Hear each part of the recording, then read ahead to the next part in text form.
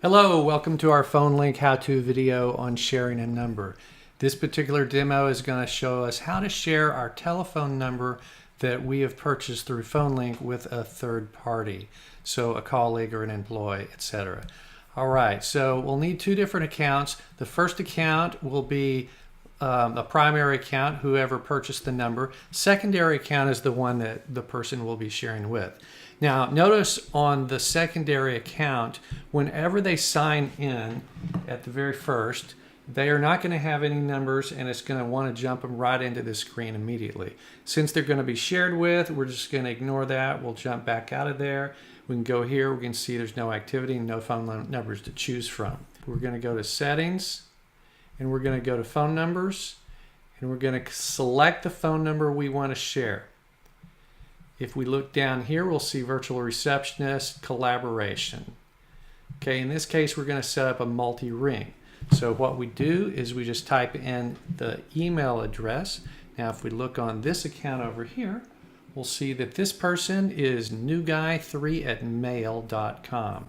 So we'll just type that in, newguy3@mail.com. Going to add him. Alrighty, he's there, but he has no privileges yet. So what we're going to do is we're going to give him some privileges. We can pick receiving calls, making calls, viewing text, sending text. We'll just give him all the privileges, and we're going to send an invite. Now, as soon as we send an invite on the right, we see it. We're going to select on that, and it'll take us right into the screen for the collaboration to accept. And we're going to accept that. And now that we've accepted it, we can see the settings for this person. We'll go back on this screen. Okay. Now you'll notice on both screens they both have the same phone number. Each of them can select a voicemail greeting. They can select their do not disturb hours separately. Select your do not disturb hours over here if you would like. Or you could select them over here. And whatever numbers you set, you will not receive calls.